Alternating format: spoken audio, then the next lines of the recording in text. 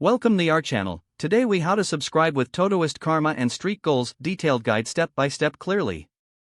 If you are not logged in, enter your credentials and sign in to your account. Once logged in, navigate to the project or task list where you want to manage your goals. Look for the menu icon, usually found in the top left corner of the app interface. Tap on the menu icon to open the sidebar. Scroll down to find the Karma section within the menu. Select Karma to access your current progress and available achievements. Here, you will see your Karma points and streak goals.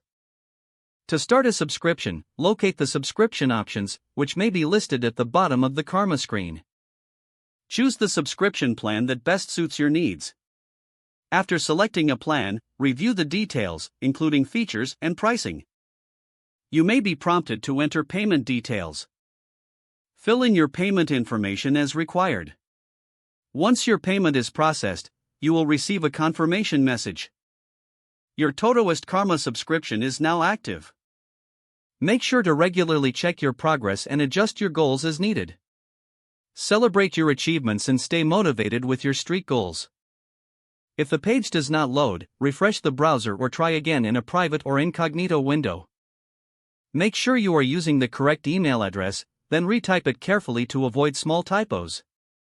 If your password is not accepted, use the reset option and create a new strong password you can remember. Check your spam folder for verification or security emails, then complete any requested confirmation steps. Enable two-factor authentication if available to improve account security and reduce unauthorized access risk. After signing in, review your profile details so your contact information and settings are accurate and current. If you see an error message, note it down and try again after restarting your device and internet connection. Log out when you finish, especially on shared devices, to keep your account and payment information secure. If the page does not load, refresh the browser or try again in a private or incognito window. Make sure you are using the correct email address, then retype it carefully to avoid small typos.